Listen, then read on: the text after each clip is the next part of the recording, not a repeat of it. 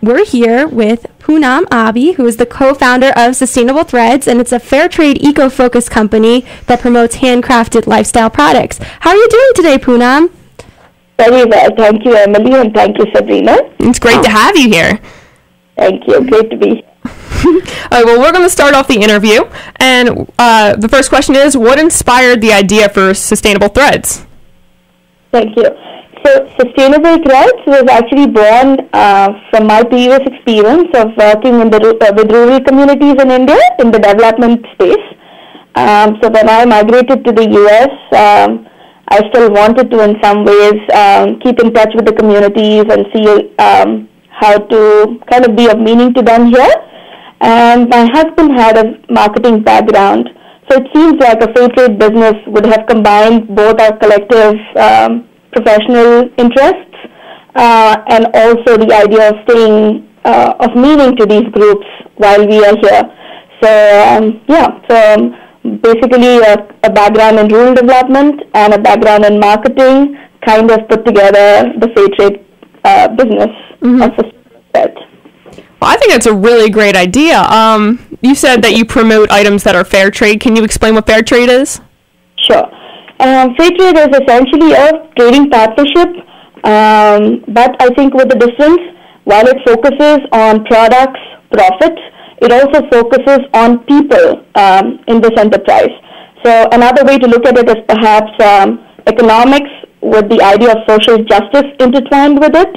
Fair trade essentially commits to certain principles. Any fair trade enterprise has to make those commitments where you pay your producers a living wage, you offer them safe working conditions, you also kind of consider the environment, both physically in terms of the material you use, how friendly is it, packaging, and several other things. But to me, fair trade also has another role to play. It's essentially a platform where you kind of get communities together. So you can look at it as an organizing tool or a platform where you kind of get communities together to work together, and it kind of starts impinging the social fabric at some point.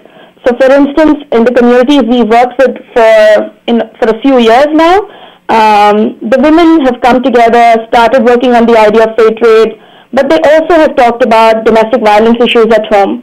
So they've been able to counter this, not in the home kind of a situation, but it's become like a community level concern.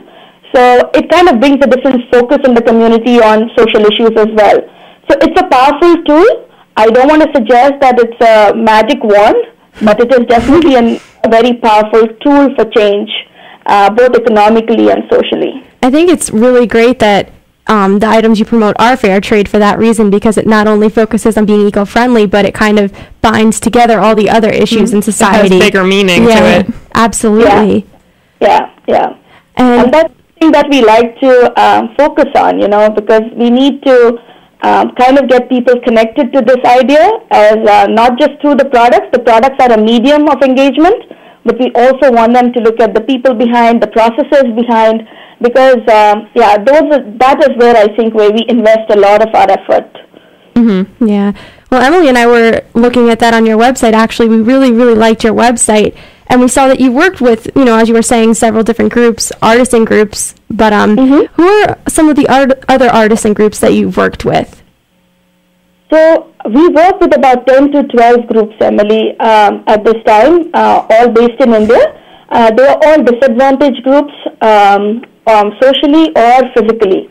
So we work with, say, indigenous tribal women's groups, or we work in some instances with people who had leprosy in the past and have, they're recovering from it, but they don't have mainstream job options available for them. So how is it that we can work with them? So we build on what they are able to do. We have a block printing unit that is working with them. So we have cards, greeting cards.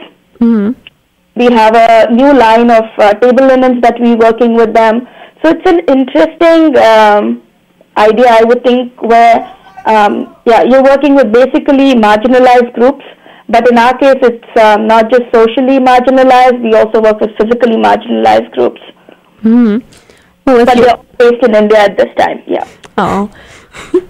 Well, I heard that you mentioned table linens that people make. So what are some other items that they make as well? Sure. So Sustainable Threads, we carry a big broad range of product lines. We have personal accessories including bags and scarves. We have something for the home where we have, like I mentioned, table linens, but we have table runners. We have a big selection of gifts, which includes napkins, cloth napkins. We have very interesting paper products, which include journals, note card sets, packaging materials like gift bags. And what's interesting is the fact that they are handmade, fair trade, but each product has a special story in terms of the material it uses. Oh, For wow. instance, the paper line we have, it's actually not tree paper. Most of the paper is produced from trees. This is what is called tree-free paper because the material that's used in production of paper is actually scrap cotton fabric. So it's cotton fabric is mulched to make this paper. So to me, I'm saying again that the range itself is interesting, but what is more interesting is also the processes or the materials we use to bring this collection forward. I think it's cool because there's like a story behind each item that's made. That's what I really like about it. Absolutely. And if you're just tuning in, you're listening to Sustainable You on 107.7 The Bronc and 107.7thebronc.com. We're here with Poonam Abi, a co-founder of Sustainable Threads, which is a fair trade eco-focused company that promotes handcrafted lifestyle products. And we were actually just talking about some of those products. And the different artisan groups that she works with. So, absolutely. Yes. Yeah. So, have you traveled to the people to see what kind of items that they're making? Do you bring them back or do they ship them to the U.S.? I can't possibly bring them all back. But, we ship them. And we also, like I said, the root of, or the Sustainable Threads was born from, my experience of having worked with some of these rural communities. So we do have relationships that go back a long way. We've, of course, we started with 2 groups and snowballed into more groups as we went along. So there is daily communication almost with most of the groups. We try and visit them as often as we can.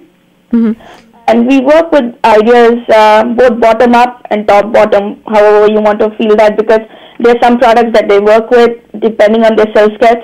But we try and marry those ideas with products that will do well here, with people's day-to-day lives. So we kind of go back with what might work here, the sizes or the colorways or designs.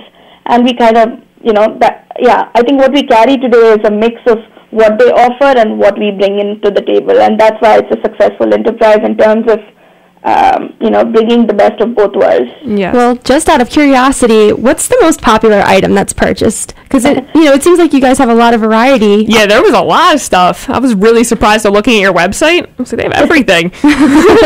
Asking me which of my children is better or more loved. But popularity, of course, has different meanings again. So, of course, one of our signature lines is the organic cruelty-free silk scarves and throws that we carry.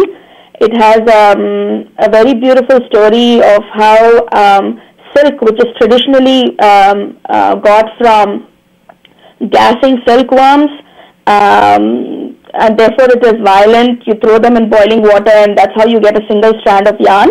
And but in our case, it's cruelty-free for a reason, because you allow the moths to emerge, to mature and fly away from the cocoons. And then we use the cocoons to make the yarn. And then these are hand-woven on bamboo looms. It's a very traditional fabric. All we are doing is mainstreaming the fabric now. But it is called cruelty-free. It is also enjoyed as piece silk and as vegetarian silk. I think it's really cool because it's appealing not only because it's made by artisans, it's also cruelty-free, and that's a big plus for people that are looking to buy stuff. Yeah, and also another product that I think is kind of gaining more attention these days is our cloth napkins. I think many people, most of us in our individual space, worry about how do we impact the environment in our day-to-day lives without kind of becoming without moving too away from our daily routines. I think the napkins slide in very well here because these napkins can be easily replaced. They easily replace the paper, and they're machine washable. They're extremely soft. They're very highly absorbent. So people kind of like the convenience, and then also like the idea of it. So we've now, in fact, built our range, a bigger, broader range of napkins, and we've also got smaller napkins. So people kind of now, napkins are no more associated with the table. They have a life beyond. You put them with your lunchbox. You take them with you on picnics. You give them away as gifts. You use them as handkerchiefs. So it's really, a new ways in which each of us struggle to be more eco-friendly for these new kind of emerging markets of people. Napkins is a very interesting product line. Right, and I think the one thing that really stuck out to me when I was looking at your website with Emily is that a lot of the products that you make, a lot of people don't really think about being, wouldn't be able to think of, oh, well, that could be eco-friendly. Like, like the napkins are very unique and very beautiful. Yeah, very interesting items. But just to wrap it up, one last question. Are you working on anything new, any new products to add to your Sustainable Threads lines? Anything customers can look forward to? Sure. We're always adding and always looking. We all learn from our customers as we go ahead. So our cruelty-free yarn, for instance, we always got them as natural looks. So they're very classy. But the concept appeals to many people who like color, want it more fashion conscious. So we're now working on getting them in different colors. We're also working on jewelry. We're working on beautiful concepts of recycled jewelry or ceramic jewelry. So there's lots to look forward to, as we go ahead. Well, on that note, we're going to just thanks so much for being here, and we'd love to have you back on when you have more products in. You can talk about that and absolutely, all the efforts that you've done with artisans and fair trade later, like as you progress. Thank you so much. Because part of doing fair trade is also public education, Emily and Sabrina. So I think it ties in very well, where you kind of get people interested in products, but also share stories of people who are working, who are kind of almost always hidden behind them. So thank you so much for giving us an opportunity to talk a little bit more and draw more attention to these people there. Oh, no problem. Thank you so much for being here. And if anyone wants to find out more about Sustainable Threads, visit their website, www.sustainablethreads.com. And you'll be in for a real treat, if I do say so myself. There's tons of stuff to look at. There's information about how they came about. There's bios on everybody. It's great. And you can contact them to ask more questions. Definitely. Yes. Thank you very, very much. Thank you.